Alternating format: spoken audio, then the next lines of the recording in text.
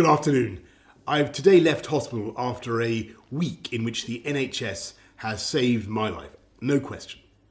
It's hard to find words to express my debt, but before I come to that, I want to thank everyone in the entire UK for the effort and the sacrifice you have made and are making. When the sun is out and the kids are at home, when the whole natural world seems at its loveliest and the outdoors is so inviting, I can only imagine how tough it has been to follow the rules on social distancing. I thank you because so many millions and millions of people across this country have been doing the right thing. Millions going through the hardship of self-isolation, faithfully, patiently, and with thought and care for others as well as for themselves. I want you to know that this Easter Sunday, I do believe that your efforts are worth it and are daily proving their worth. Because although we mourn every day those who are taken from us in such numbers, and though the struggle is by no means over, we are now making progress in this incredible national battle against coronavirus. A fight we never picked against an enemy we still don't entirely understand. We're making progress in this national battle because the British public formed a human shield around this country's greatest national asset, our National Health Service.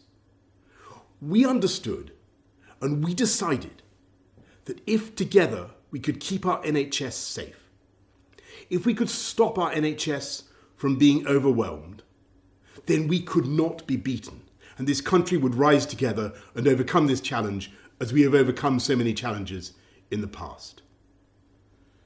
In the last 7 days, I have, of course, seen the pressure that the NHS is under.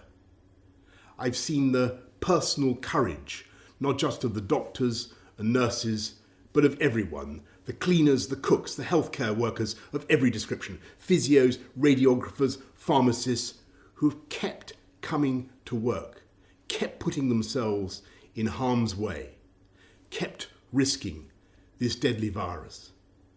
It is thanks to that courage, that devotion, that duty, and that love that our NHS has been unbeatable.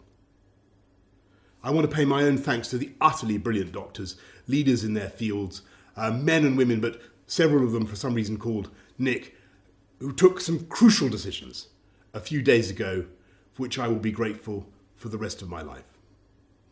I want to thank the many nurses, men and women, whose care has been so astonishing. I'm going to forget some names, so please forgive me, but I want to thank Poling and Shannon and Emily and Angel and Connie and Becky and Rachel and Nikki and Anne. And I hope they won't mind if I mention in particular 2 nurses who stood by my bedside for 48 hours when things could have gone either way.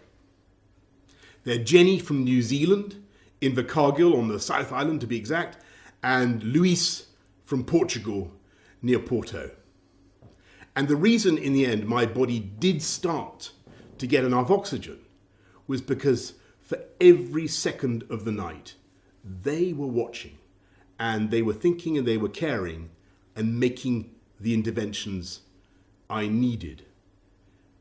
So that is how I also know that across this country, 24 hours a day, for every second of every hour, there are hundreds of thousands of NHS staff who are acting with the same care and thought and precision as Jenny and Luis. That is why we will defeat this coronavirus and defeat it together. We will win because our NHS is the beating heart of this country. It is the best of this country. It is unconquerable. It is powered by love.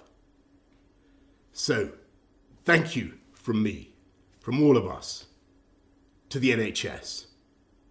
And let's remember to follow the rules on social distancing, stay at home, protect our NHS, and save lives.